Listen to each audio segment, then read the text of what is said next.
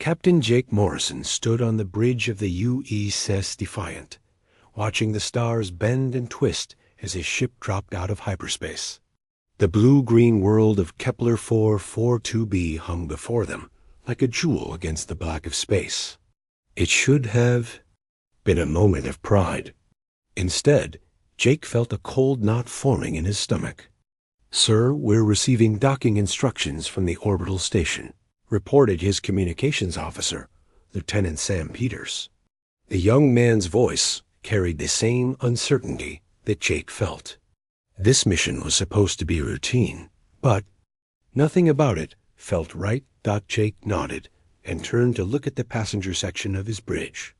Ambassador Lisa Cooper sat in the observer's chair, her face calm, but her hands gripping the armrests tightly.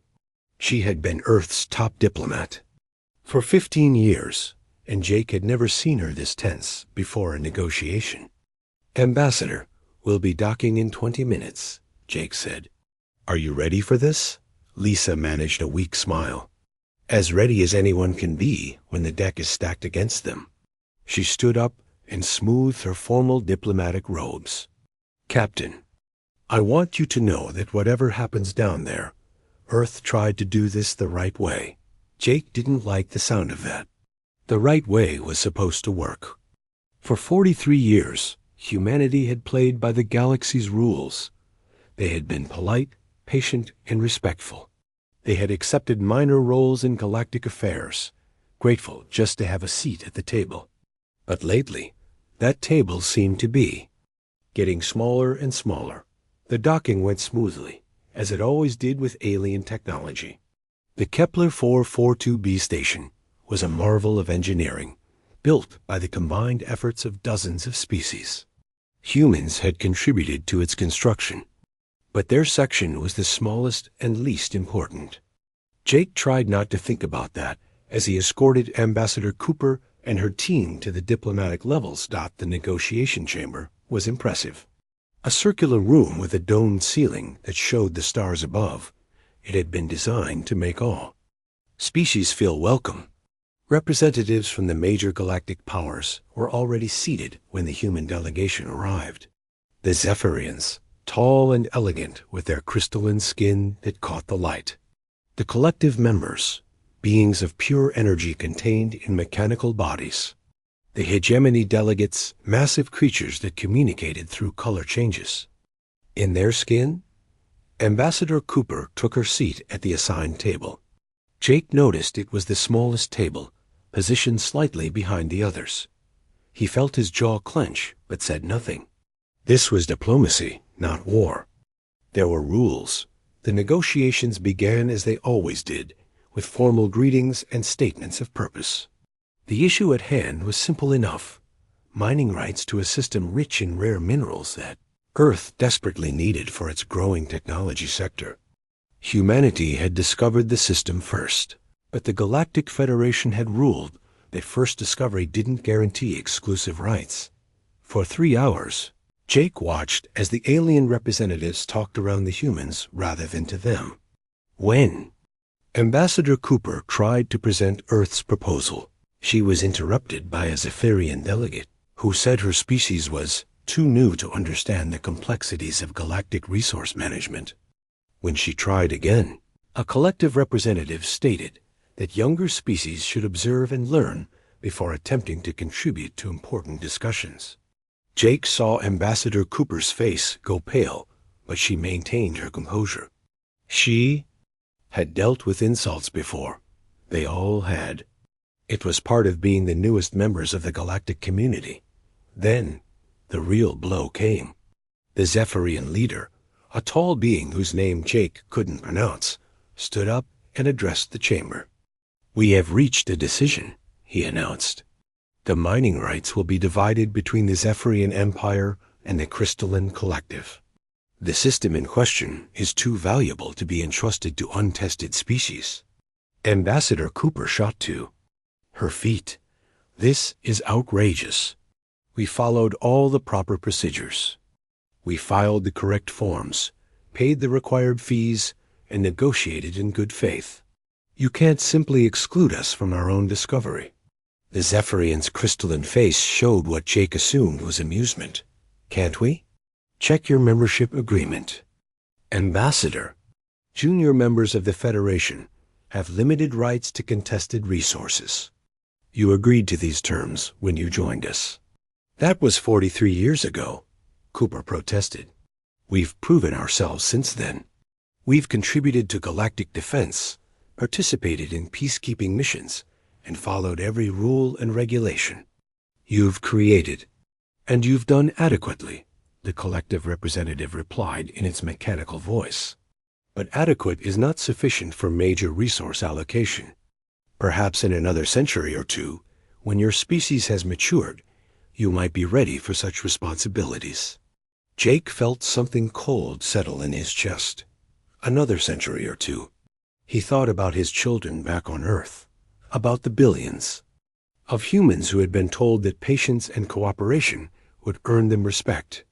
He thought about the human ships that had died protecting alien colonies, the human scientists who had shared their discoveries freely, the human diplomats who had swallowed their pride again and again. The final insult came when two Zephyrian guards approached Ambassador Cooper. You are disrupting the proceedings, one of them said. Please return to your assigned seating area. My assigned seating area? Cooper's voice was incredulous. I'm the official representative of Earth. You are a junior member observer, the guard replied. Your seating reflects your status. Jake watched as they physically moved Ambassador Cooper to a small chair at the back of the chamber, behind even the most minor alien delegates.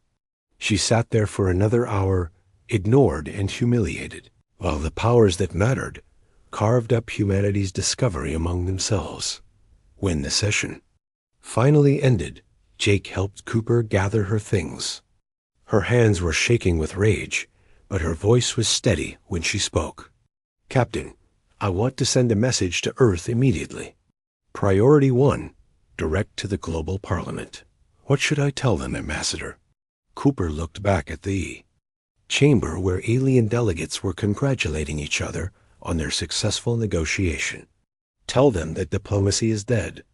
Tell them that 43 years of trying to be good galactic citizens has earned us nothing but contempt. Tell them that it's time for humanity to try a different approach. Jake nodded and activated his communicator. As he composed the message, that would change everything. He thought about the Zephyrian's words. Perhaps in another century or two, when your species has matured, the galaxy was about to learn that humanity was done waiting for permission to mature. They were about to discover what humans were really capable of when they stopped trying to be polite. 6 months had passed since the vote. Commander Alex Turner stood in the observation deck of the secret shipyard, floating in the asteroid belt beyond Mars. Through the reinforced glass, he could see dozens of human vessels under construction. These weren't the sleek, beautiful ships that alien races preferred. These were blocky, ugly things built for one purpose: to kill efficiently. How many more do we need? Asked Dr. Patricia Hayes, joining him at the window. She carried a tablet, filled with production reports and deployment schedules. Her hair had gone gray in the past months from stress and overwork. All of them, Alex replied simply. Every single ship we can build. The aliens think we're having a tantrum. They expect us to come crawling back when our economy starts hurting. Patricia nodded grimly. The alien races had been wrong about many things regarding humans, but they were especially wrong about human stubbornness. When humans decided to do something, they did it completely. President Karen Wells had made that clear in her address to the Global Parliament 6 months ago. Humanity was done playing by alien rules. The transformation had been remarkable. Earth's entire industrial capacity had been redirected toward military production. Factories that once made consumer goods now produced weapons. Research facilities that had worked on peaceful technologies were developing new ways to destroy alien vessels. The change had been so complete that even Alex sometimes wondered if they had gone too far. Sir, "We're receiving a priority transmission from the outer system," reported Lieutenant Tony Garcia from the communications station. "It's the New Boston." Alex and Patricia exchanged glances. The New Boston was one of their new experimental vessels, disguised as a simple cargo hauler. It was currently testing their new tactics in the Centauri system, where alien patrols had been getting increasingly aggressive with human ships. "Put it through," Alex ordered. The holographic display showed Captain Jenny Brooks, commander of UC. The New Boston. Her face was grim but satisfied. "Command, this is Brooks. Mission accomplished. 3 Zephyrian patrol ships are no longer a problem." "Casualties?" Alex asked. "None on our side. We followed protocol exactly. The Zephyrians demanded a routine inspection, just like intelligence said they would. We complied with their request and allowed them to approach within boarding range." Alex felt a cold smile cross his face. The New Boston wasn't really a cargo ship. It was a massive bomb with engines, designed to look helpless right up until the moment it wasn't. And then we showed them what humans mean by routine inspection. The fusion charges detonated as planned. All 3 vessels were completely destroyed. We transmitted the standard message before detonation, as ordered. The standard message was simple. This is what happens when you forget we exist. It was Patricia's idea, part of the psychological warfare campaign that was proving more effective than anyone had expected. "Excellent work, Captain. Return to base for debriefing." As the transmission ended, Patricia made notes on her tablet. "That's the 7th successful operation this month." "The aliens are starting to panic," Alex nodded. The reports coming in from throughout human space told the same story. Alien vessels that tried to assert authority over human ships were simply destroyed without warning. No demands for surrender, no attempts at capture, no mercy. Just sudden, overwhelming violence followed by silence. "Have you seen the latest intelligence reports?" Patricia asked. "The Galactic Federation held an emergency session yesterday. They're calling our actions barbaric and uncivilized." "Good," Alex replied. "Let them think we're barbarians. Barbarians are unpredictable. Barbarians are dangerous. Civilized species negotiate with barbarians instead of trying to control them." The truth was more complex than that. The humans weren't really barbarians. They were simply using different rules than the aliens expected. For centuries, galactic warfare had been a careful, ritualized affair. Ships would challenge each other to combat, fight according to established protocols, and accept surrender when offered. It was civilized, orderly, and completely ineffective against an enemy that didn't care about civilization. "Sir, we're receiving another transmission," Garcia reported. "This one's from Admiral Chun in the outer defense grid." Admiral Lisa Chun appeared on the display, her weathered face showing the strain of command. "Alex, we've got movement in the Vega system. 3 alien scout ships, probably trying to assess our defenses. What's your recommendation, Admiral?" "I want to send the Pittsburgh out there. Let them get a good look at our new destroyer class before we vaporize them." Alex considered. The Pittsburgh was one of their newest vessels, designed specifically to terrify alien observers. It bristled with weapons that violated every galactic convention on proportional force, where alien ships carried elegant energy weapons designed for precise combat. The Pittsburgh mounted crude but devastating mass drivers and nuclear torpedo launchers. Approved. Make sure they get a full scan of the Pittsburgh's capabilities before you destroy them. Understood, sir.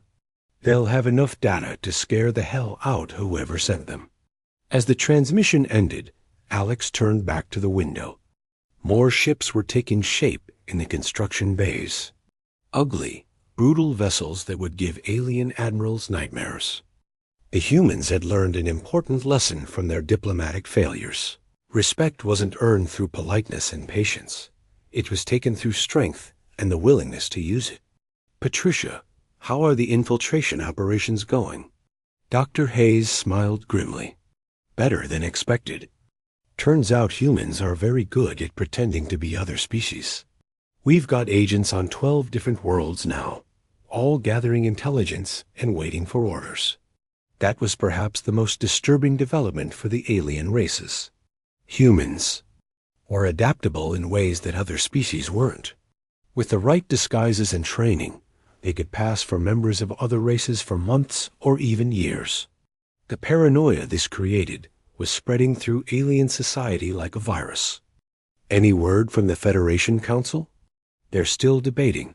Half of them want to send a military force to restore order. The other half want to try negotiating again. Alex laughed bitterly. Let them come. We'll show them what human negotiation looks like now. The irony wasn't lost on him. For 43 years, humanity had begged for a chance to prove themselves through peaceful means.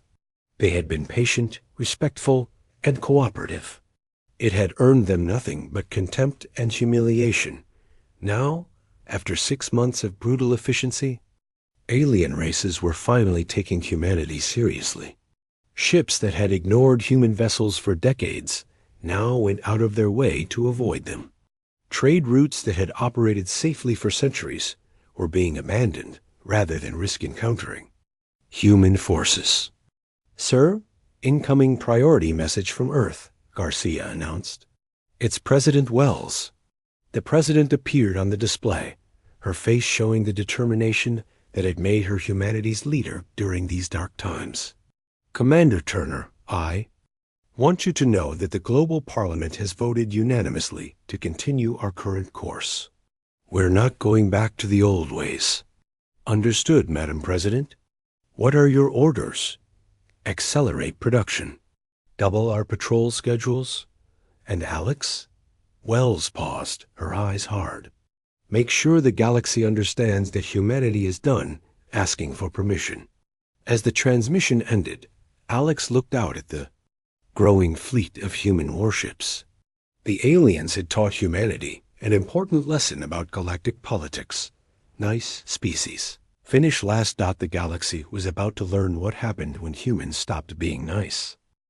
Admiral Kethfer stood on the bridge of his flagship, the Eternal Glory, watching the stars stretch into lines as his fleet prepared to drop out of hyperspace. 200 ships from 7 different species surrounded him, the largest military force assembled in decades. The Federation Council had finally decided to act, and they had chosen him to restore order to the galaxy. Admiral, we're approaching the Sol system, reported his navigation officer. All ships are in formation and ready for battle. Kethfer nodded, his crystalline features reflecting the bridge lights. The humans had gone too far.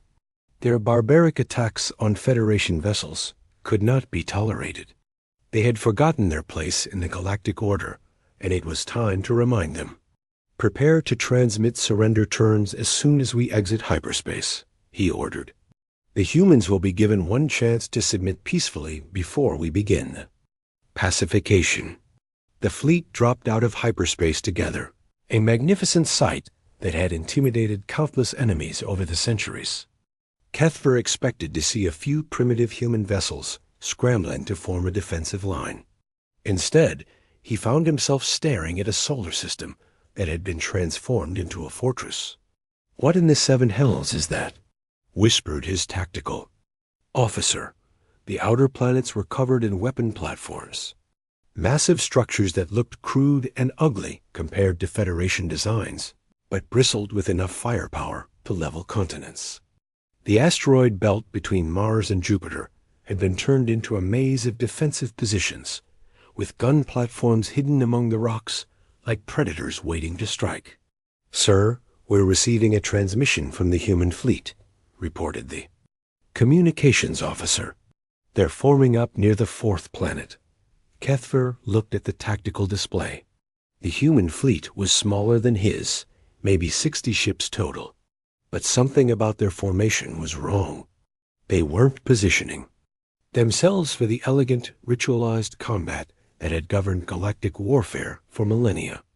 They were spreading out, using the asteroid belt as cover, positioning themselves like pirates rather than civilized military forces. "Open a channel," Kethver ordered. "It's time to end this madness." The main screen flickered to life, showing the bridge of a human vessel. The man sitting in the command chair was younger than Kethvar had expected, with short brown hair and cold blue eyes. He wore a simple uniform without the elaborate decorations that marked senior officers in civilized fleets. "I am Admiral Kethver of the Zephyrian Imperial Navy, commanding the Federation Enforcement Fleet," Kethver announced formally. "You are Captain." "Ryan Brooks," the human replied simply, "commanding the New York." "Captain Brooks, you and your species are in violation of 17 different Federation statutes. Your recent actions constitute acts of war against peaceful member species. I am authorized to offer you one final chance to surrender before we begin pacification operations." Captain Brooks leaned back in his chair, and Kethver was surprised to see the human smile. It wasn't a pleasant expression. "Pacification operations? Is that what you call it when you come to slaughter people in their own home?" "We come to restore order," Kethver replied stiffly. "Your species has forgotten its place in the galactic community. We are here to remind you." "Our place?" Brooks laughed, a sound that sent chills down Kethvar's spine. "You mean cowering in the corner while you decide what scraps to throw us? Those days are over, alien. Then you refuse to surrender?" Brooks leaned forward, his eyes like ice. "I've got 3 words for you, Admiral. Come and take it." Kethver didn't understand the reference, but the meaning was clear enough. "So be it. All ships, assume battle formation. Prepare to engage." The Federation fleet moved into the classical attack formation, elegant lines of ships that had intimidated enemies for centuries. Each vessel was a work of art, designed to be both beautiful and deadly. Their weapons were precise, their tactics refined through generations of civilized warfare. The human response was immediate and overwhelming. Missiles began streaming out of the asteroid belt, not the elegant guided projectiles that civilized species used, but crude, brutal weapons that relied on sheer numbers and explosive power. The Federation point defense systems, designed to handle precision attacks, were overwhelmed within minutes. "Shields are failing on the 3rd Squadron," reported the tactical officer. "The humans are using some kind of saturation attack." Kethvar watched in horror as his beautiful fleet was torn apart by weapons that belonged in a museum. The humans weren't fighting like civilized beings. They were fighting like wild animals, using every dirty trick and underhanded tactic they could think of. "Sir, the human ships are refusing to engage in proper formation combat," reported his tactical officer. "They're using pack tactics, coordinating their attacks through some kind of artificial intelligence network." Artificial intelligence. The use of true AI in warfare was forbidden by galactic law, considered too dangerous for civilized species to employ. But humans, apparently, didn't care about civilized restrictions.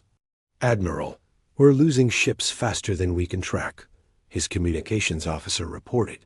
"The 4th Squadron is completely gone. The 6th is falling back with heavy casualties." Kethvar watched his tactical display as red indicators showed Federation ships dying one by one. The humans weren't just winning.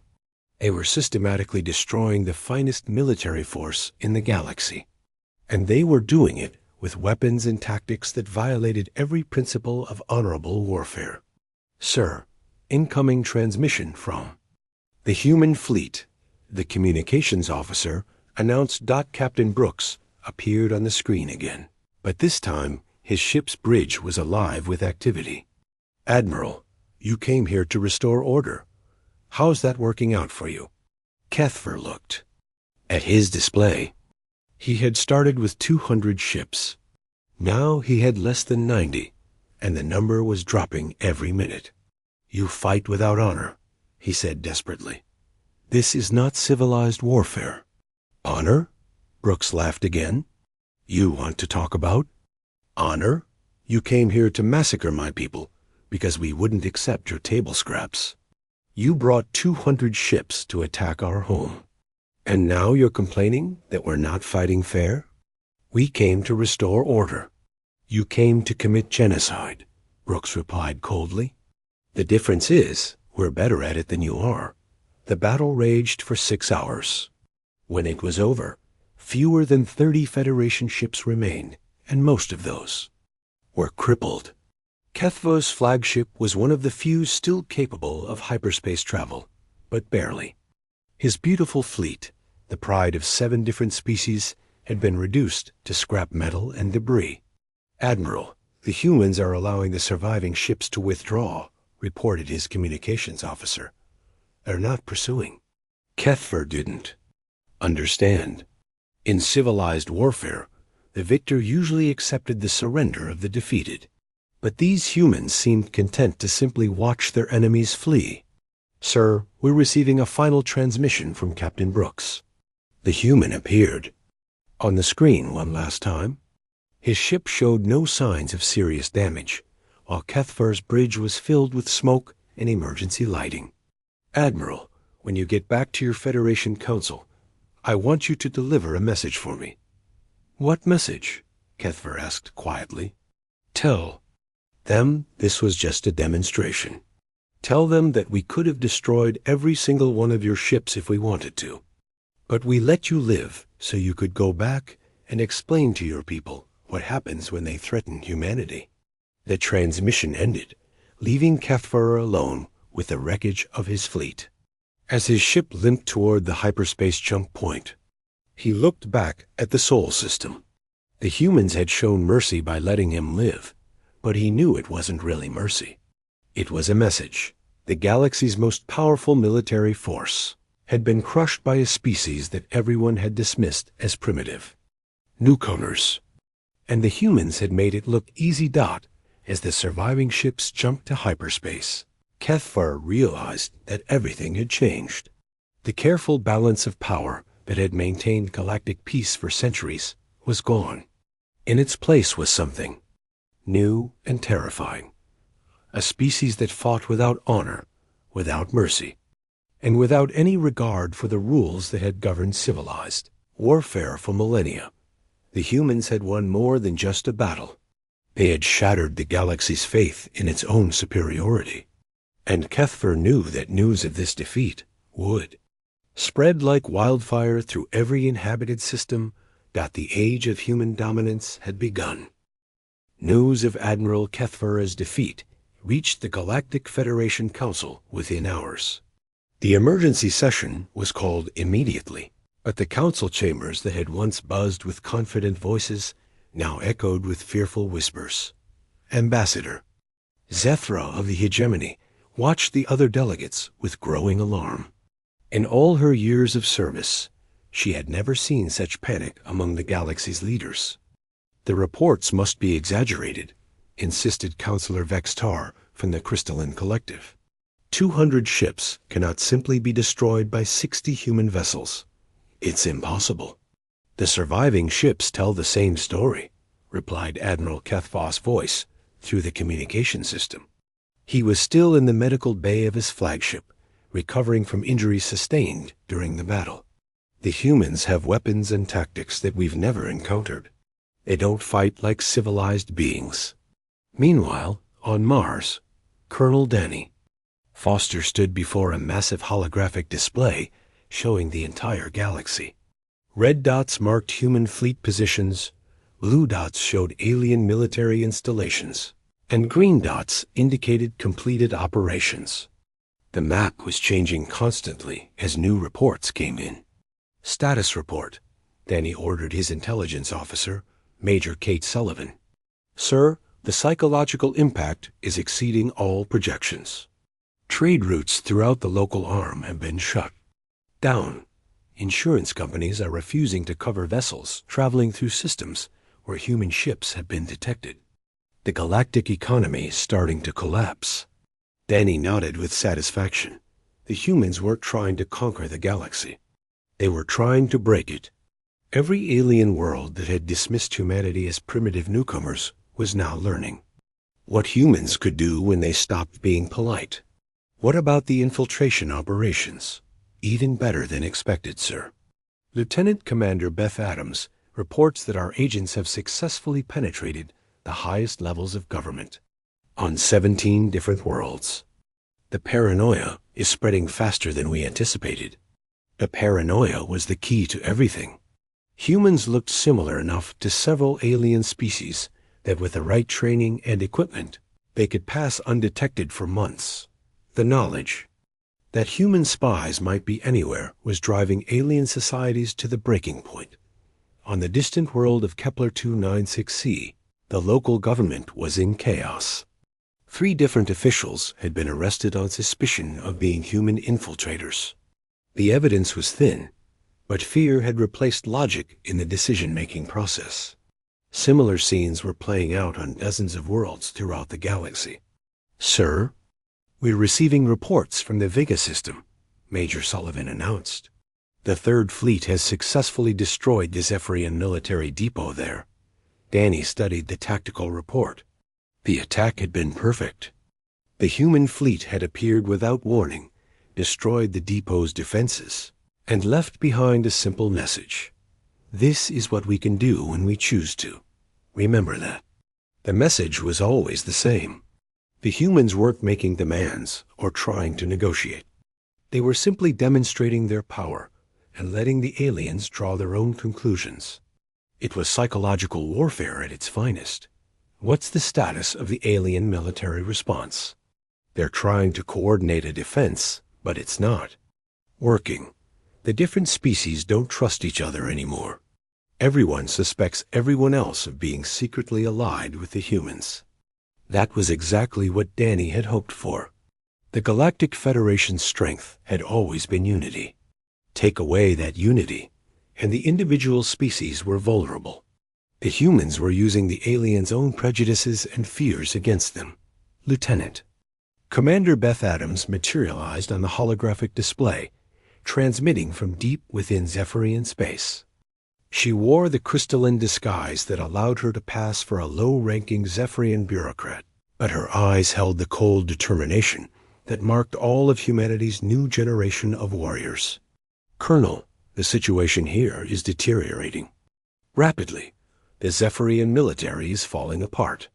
Half their fleet commanders are refusing orders because they suspect their superiors of being human agents.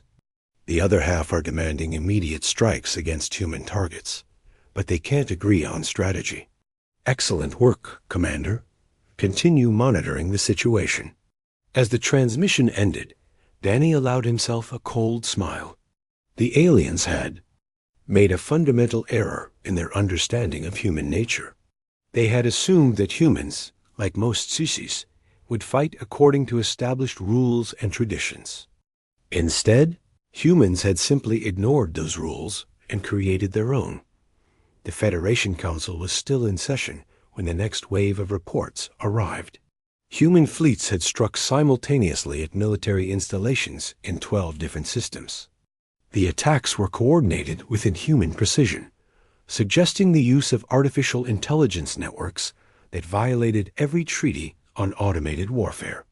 "They're using Forbidden's technology," protested Counselor Meltar from the hegemony. "Artificial intelligence in warfare is banned by galactic law."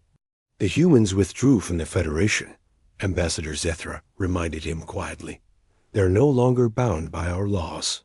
The silence that followed was deafening.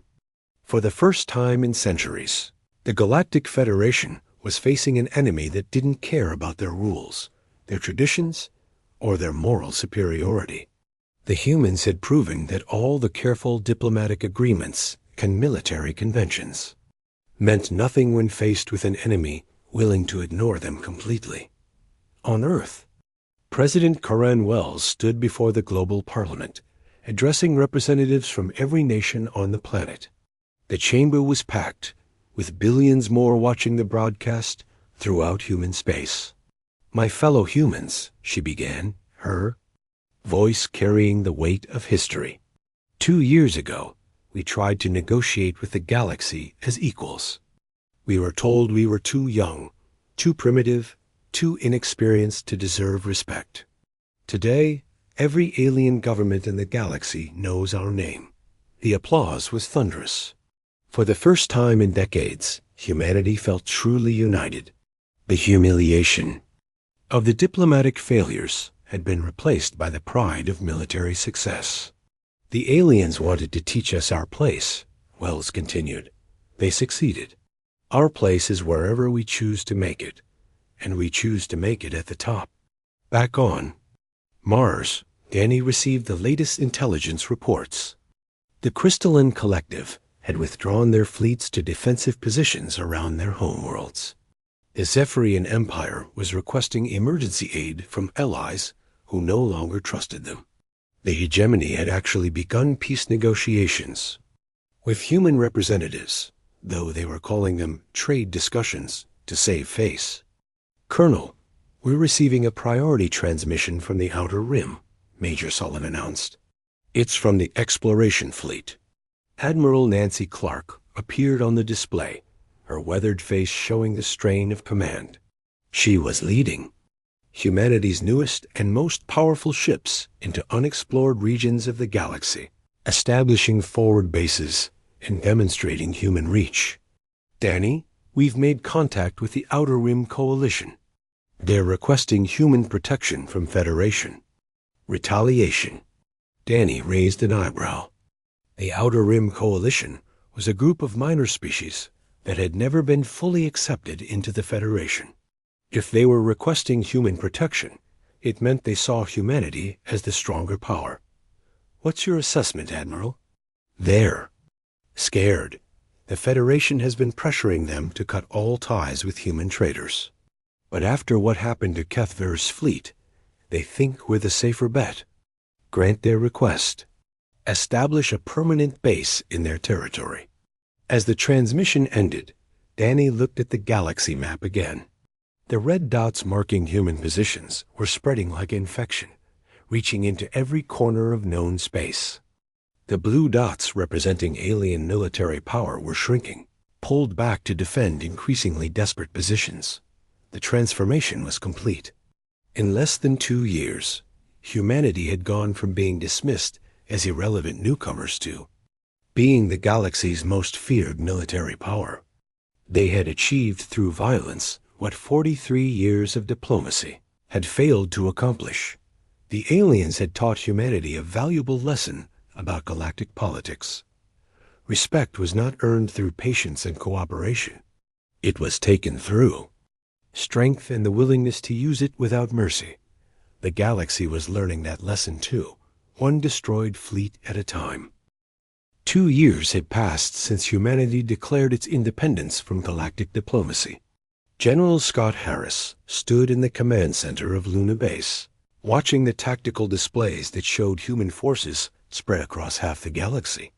What had started as a desperate gamble had become the new reality. Humanity was no longer asking for permission to exist. They were taking whatever they needed. Sir, we're receiving reports from the frontier zones, announced Commander Julie Watson, his chief of staff. Another 3 systems have requested human protection. That brings the total to 47. Scott nodded grimly. The protection requests had been coming in steadily for months. Smaller alien species, terrified by the collapse of Federation authority, were turning to humanity for safety. It was ironic. The same species that had once dismissed humans as primitive barbarians now begged for their protection. What's the status of our fleet deployments? Admiral Nancy Clark's task force is establishing forward bases in the Outer Rim. Captain Morrison's group is patrolling the core systems. And the Washington just completed its shakedown cruise. The Washington was humanity's newest super dreadnought, a massive vessel that dwarfed anything the aliens had ever built. It carried enough firepower to level entire planets and was crewed by the most experienced officers in the human fleet. Most importantly, it was designed to send a message. Humanity was here to stay. On the bridge of the Washington, Admiral Nancy Clark reviewed the latest intelligence reports. The Crystalline Collective had attempted to rally the remaining Federation forces for one last strike against human space. It was a desperate move, but potentially dangerous. Nearly every major alien species had contributed ships to the Coalition fleet.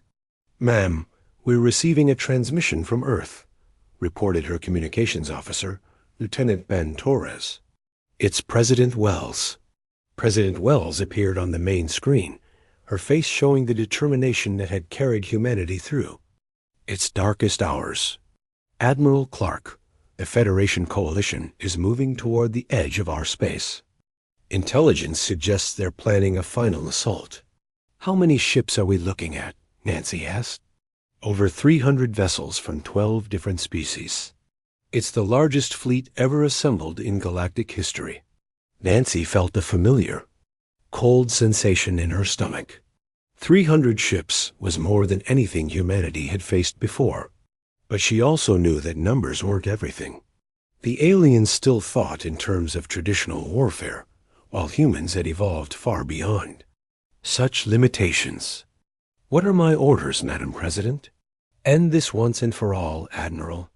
Show the galaxy that the age of human dominance is not negotiable." The Coalition fleet assembled at the edge of the galaxy, a magnificent sight that represented the combined military might of a dozen civilizations. Admiral Vekvar of the Hegemony, chosen to lead the Coalition after Kethver's disgrace, stood on the bridge of his flagship surrounded by holographic displays showing ships from every major species. "This is our last chance to restore order," he announced to the assembled fleet commanders. "If we fail here, the galaxy will belong to the humans." The alien commanders nodded grimly. They all understood what was at stake. 2 years of human aggression had shattered the careful balance of power that had maintained galactic peace for centuries.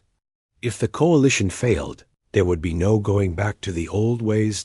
Admiral Nancy Clark met the Coalition fleet at the edge of human space with just 40 ships. The number seemed impossible, but Nancy had learned not to judge battles by ship counts alone. The Washington led her formation, its massive bulk dwarfing even the largest alien vessels. "Admiral, the Coalition is broadcasting surrender terms," reported Lieutenant Torres. "Let's hear them." Admiral Vekvar's image appeared on the screen, his massive form filling the display. "Human fleet, you are outnumbered 8-1. This is your final opportunity to surrender and accept reasonable terms for galactic coexistence." Nancy smiled coldly. "Admiral Vekvar, I appreciate the offer, but I have a counter-proposal. You have 10 minutes to withdraw your forces before we demonstrate why numbers don't matter anymore." "You cannot be serious. We have over 300 ships." "And we have something you don't," Nancy replied. "We have the will to win at any cost." The battle that followed lasted less than an hour. The human fleet didn't engage in the traditional formation combat that the aliens expected. Instead, they used tactics that pushed the boundaries of what galactic civilization considered possible. Weapons that turned space itself into a killing field. Artificial intelligence systems that coordinated attacks with inhuman precision. Technologies that the aliens had banned as too dangerous for civilized use. The Coalition fleet, despite its overwhelming numbers, was systematically destroyed. Admiral Vekvar watched in horror as centuries of military tradition crumbled before. Weapons and tactics that belonged in nightmares rather than civilized warfare. "Admiral, we're losing ships faster than we can count them," reported his tactical officer. "The humans are using some kind of space-time distortion weapon. It's tearing our hulls apart at the molecular level." Vekvar stared at his tactical display as red indicators showed Coalition ships dying by the dozens. The humans weren't just winning. They were demonstrating capabilities that redefined what was possible in warfare. "Sir, the flagship is requesting permission to surrender," his communications officer announced desperately. "Surrender denied. Nancy Clark's voice came over the communication channel. "You came here to destroy us. Now you'll learn what destruction really means." When the battle ended, fewer than 20 coalition ships remained, and most of those were crippled beyond repair. The combined military might of 12 alien civilizations had been reduced to debris and wreckage in less than 60 minutes. Admiral Lekvar's damaged flagship limped away from the battle zone, carrying news that would transform the galaxy forever. The Coalition's defeat wasn't just a military failure. It was proof that humanity had evolved beyond anything the aliens could comprehend or resist. 3 days later, President Wells stood before the global parliament to address not just humanity, but every inhabited world in the galaxy. The speech was broadcast simultaneously across thousands of star systems, reaching billions of alien minds that had learned to fear the human name. "Citizens of the galaxy," she began, her voice carrying the weight of absolute authority. 2 years ago, humanity sought partnership and was offered servitude. We were told that we were too young, too primitive, too inexperienced to deserve respect. Today, every government in the galaxy understands that humanity will never again be ignored or dismissed. The response was immediate. Within hours of the broadcast, alien governments began sending carefully worded messages to Earth, not diplomatic overtures, but simple acknowledgments of human superiority. The careful language of galactic diplomacy had been replaced by the blunt reality of power. The Zephyrian Empire, once humanity's greatest tormentor, was the first to formally request terms for peaceful coexistence. The Crystalline Collective followed within days. Even the proud hegemony sent representatives to negotiate their new relationship with humanity. General Scott Harris reviewed the surrender documents in his office on Luna Base. The terms were simple. Alien species could maintain their independence as long as they acknowledged human authority in matters of galactic importance. Any attempt to challenge human dominance would result in immediate and overwhelming retaliation. "It's almost over," Commander Watson observed, reviewing the latest reports. "The last holdout governments are beginning to negotiate." Scott nodded, but his expression remained grim. "It's not over, Julie. It's just beginning. We've broken the old order, but now we have to build a new one." Outside his office window, human ships moved through space with the confidence of absolute masters. The galaxy had learned that humans, when pushed beyond their limits, didn't break. They became something far more dangerous than anyone had imagined. Admiral Jake Morrison, now commanding humanity's defense forces, stood on the bridge of his flagship looking out at stars that no longer seemed infinite and untouchable.